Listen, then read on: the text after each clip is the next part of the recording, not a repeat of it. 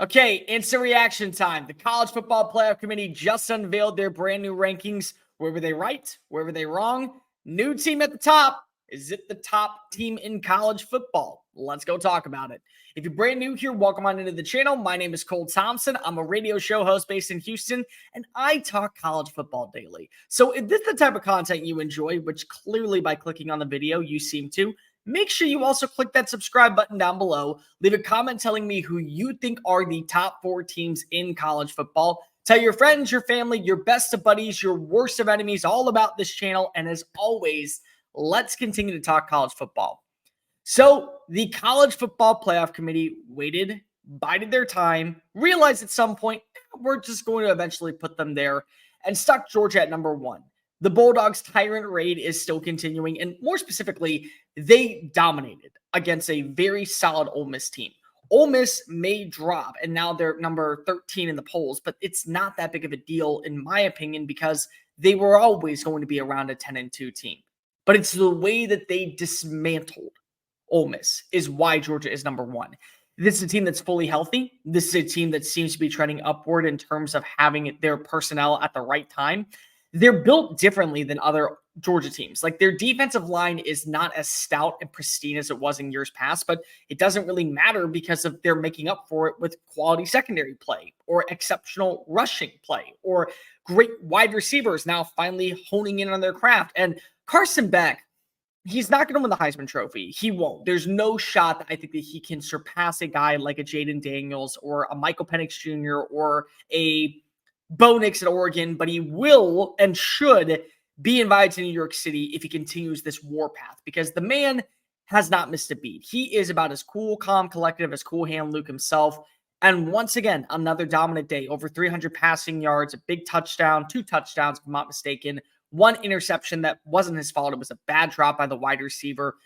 This team is about as clear-cut polished as you could possibly want it. And they're on a warpath to finally be in that conversation well past Alabama, who never could do it, and right alongside Minnesota from the 1930s. And it is plausible. It 100% is. This is a team that every single year replays the sequel that we all know, and they find a way to one-up it, get better by the end of October, and as soon as November rolls around, they're in their stride. This is not a reoccurrence or a occurrence. This is very normal for Georgia. And here we are finding a way to discredit Kirby Smart, Glenn Schumann, Mike Bobo, the brand new offensive coordinator, and it doesn't work. It just doesn't. They're just so well freaking put together. And I don't want to play them right now. I don't think anybody does. But I will say, as much as Georgia has made Atlanta its home, so is Alabama. And that's going to be a game where we now know for certain who is running the show in the SEC with a brand new parity coming in. Oklahoma's joining. You're now having change in Texas A&M. You have Texas folding in on the mix. This is either Alabama's division to still own, or it is Georgia's conferences now to take control over for the foreseeable future. And that's the way that I see it. 2 is Ohio State. Not really that big of a problem for me. And 3 is Michigan. Not really that big of a problem for me. Ohio State single-handedly went full nuclear offensively against Michigan State. They had a 3-touchdown day from Kyle McCord. He had 3 touchdowns and another 1,000-yard season from Marvin Harrison Jr. This was a super win in terms of not bolstering your resume, but just bolstering the confidence of your team. And that's what you needed when earlier in the afternoon you watched as the same team that you played, Penn State, was absolutely thwarted by the rushing attack of Michigan. And for those of you that want to say, well, J.J. McCarthy didn't do anything that day, he didn't have to. That's kind of the formula. Let me just paint you a picture real fast. I have so many credit cards in my wallet. I have so many things in my disposal. I have this amount of cash. If I don't have to go out and reach and give you all this and show you what's inside here, you just have to take my word for it. And so you can just take my word that J.J. McCarthy and this passing attack will be more than fine.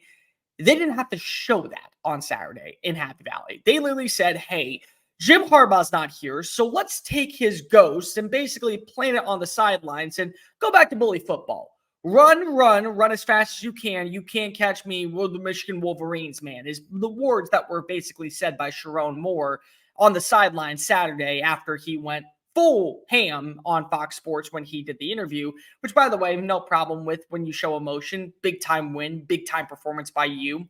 And now your name is going to be at top of the list for many job openings this offseason. And well, it should. You've earned it. And I think Michigan, if somehow Jim Harbaugh is not back next year, basically is signed off on their head coach and waiting. So we'll get to that later. But these two rankings, no problem with. It'll sort itself out. One will be number 2. One may not be in the CFP. One may end up being in the CFP. We don't know what chaos is going to occur this weekend.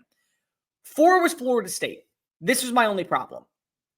I get that Florida State is a team that is undefeated. And I get that they are a team that, if you watch the games, the way that they respond is really impressive.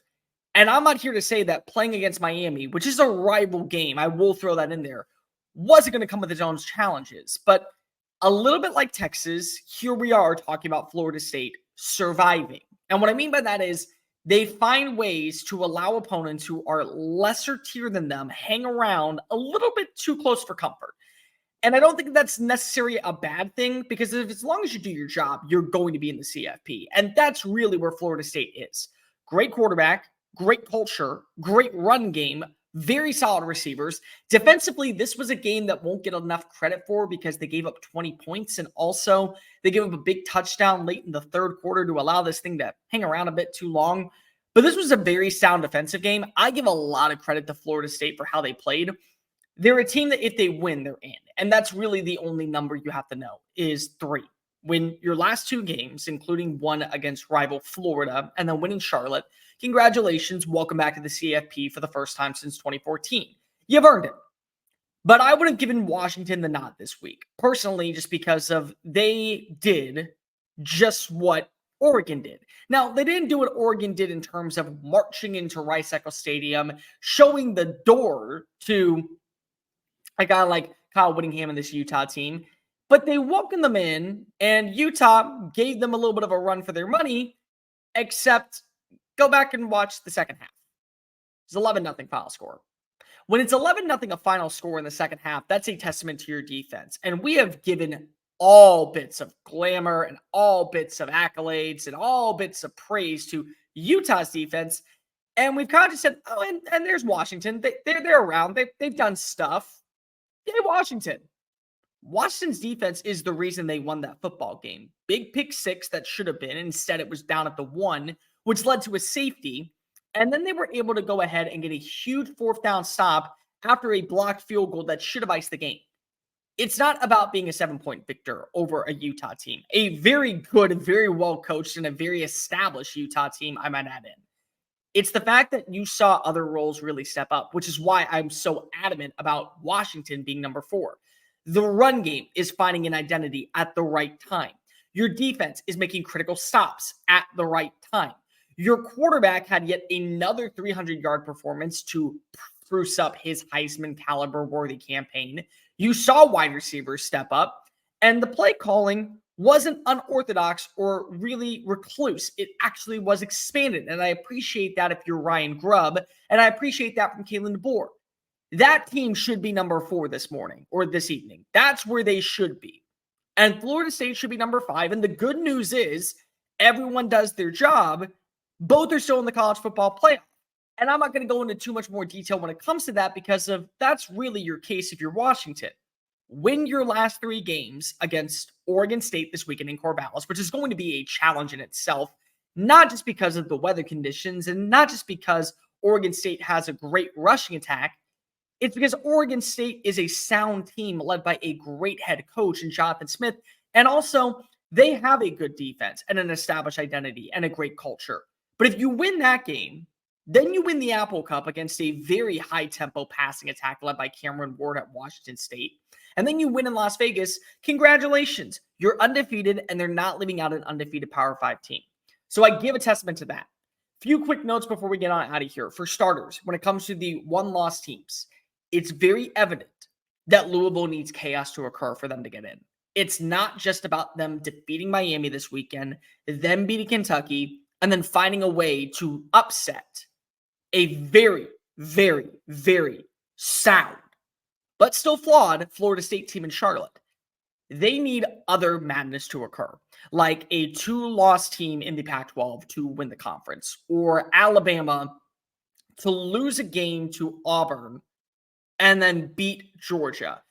They need a lot to happen for them. It's very clear that when they came in on the rankings at number 10 and there was a two-loss team ahead of them, that's where the committee thinks. And I've been on this for a while.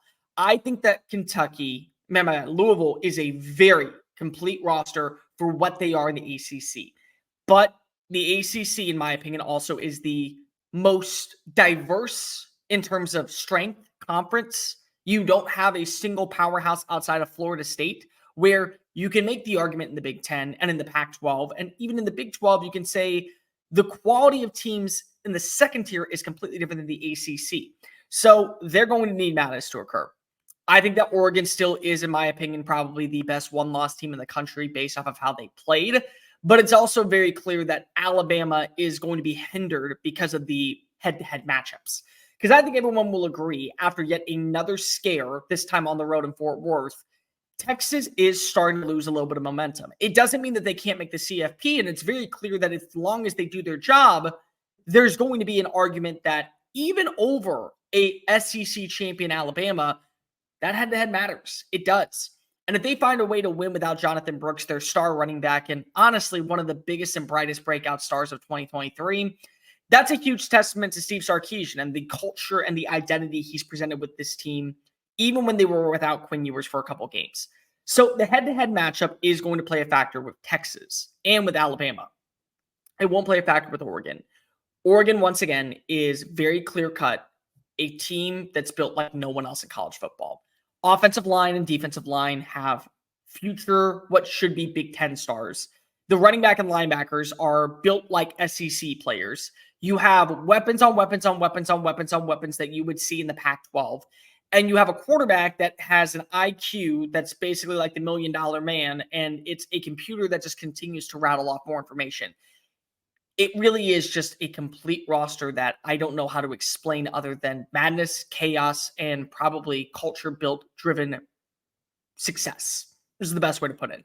And it's why Dan Lanning right now is probably going to be viewed as the top coach for any job that's available. And it's why when you look at every conversation we have, he is going to say no because of why leave a great situation that you're in. And by the way, a lot of people are saying that Oregon is not as great of a job as other places. Well, I hate to disagree because of now Phil Knight has understood we're not a stepping stone program. We are a team that deserves the same amount of respect and garneration as USC, as Texas, as Ohio State.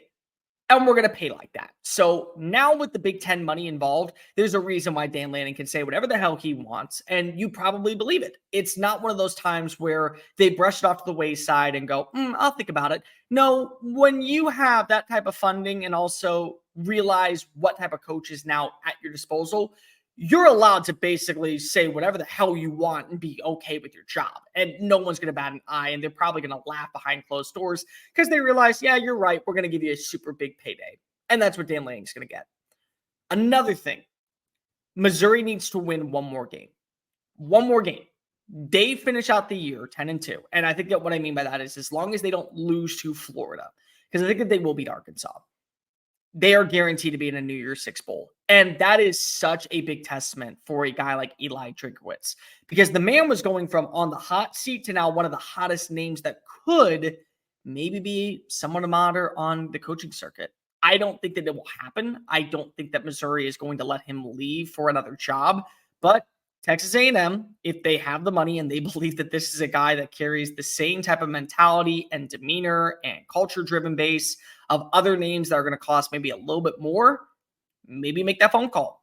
Maybe you look at Michigan State, which could be considered at this point a lateral move, but we've seen lateral moves before in college football.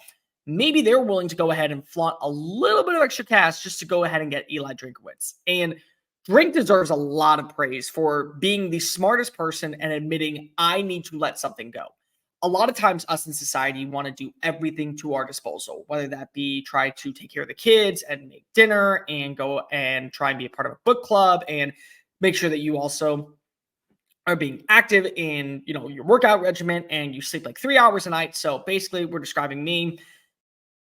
And he gave up the play calling. And Kirby Moore, who was not a Broyles Award finalist, which is also an absolute joke, is worthy of all the praise and accolades from fans out there and also from media people like yours truly because of his ability to connect with Brady Cook, build off of this rushing attack, and create a dynamic offense that always seems to be in a place and in a time where they find a way to score is probably the biggest turnaround in Columbia that we've seen in a hot minute.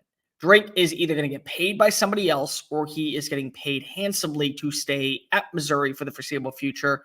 They continue to win. Absolutely. Absolutely. They're going to be in a big New Year's Six Bowl. And honestly, right now, they probably should.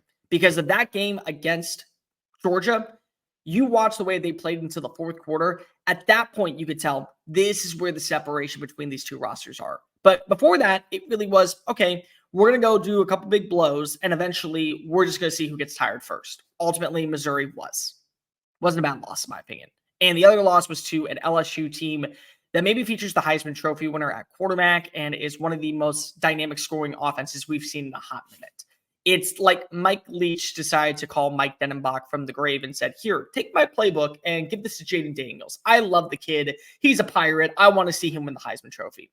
Two more things real fast.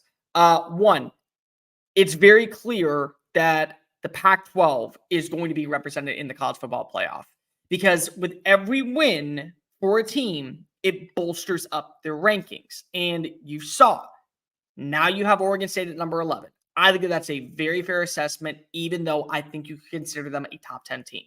You saw Arizona climb back up the ladder. Look at that. You see a very stout, stoic Utah team. You see other rosters still being in the mix. And with every win, it looks better on paper for teams such as Washington and teams such as Oregon. And ultimately, if these two meet up again in the Pac-12 championship, what you're getting is more clarity that this was a remarkable year in the Pac-12. And not only can we keep out one team, but there is a way to where both teams find a way to, finish 12-1 on the year, where Oregon wins the title, but Washington doesn't lose a regular season game, and we have a spot available. Maybe that is the best one-loss team in the country, and we can't say no to them. I don't think it happens, but I guarantee you one team is going to be in the CFP. And finally, Liberty was not involved tonight. I thought that was weird.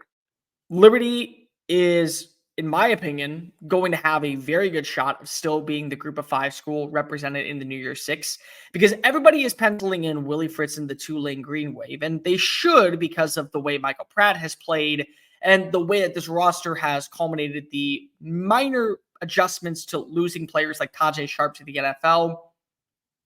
But Tajay Spears, my apologies. But they still have a tough game ahead in 2 weeks against UTSA.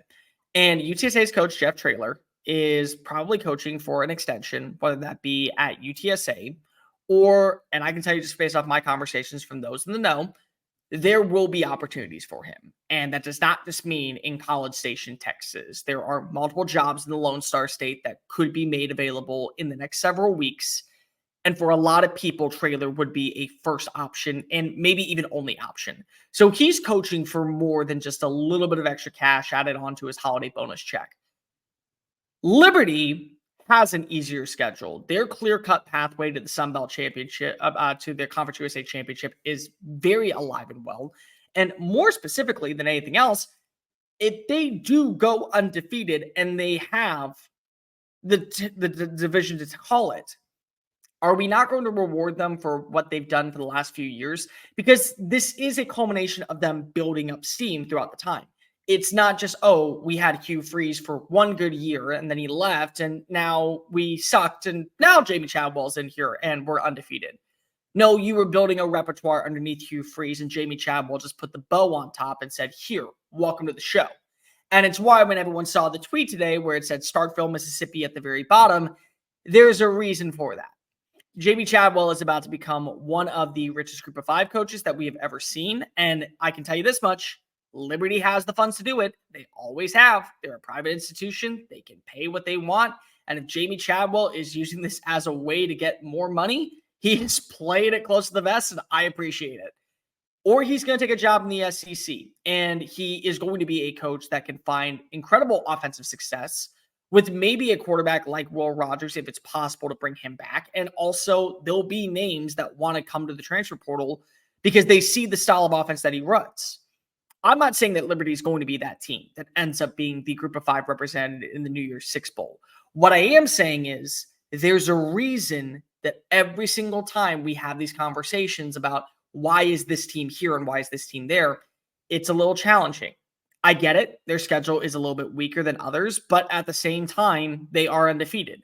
And if they find a way to be an undefeated roster at the group of 5 level, and Tulane has 2 losses next to their name, I love Willie Fritz. I think Willie Fritz is absolutely one of the best coaches available if made an offer from multiple schools.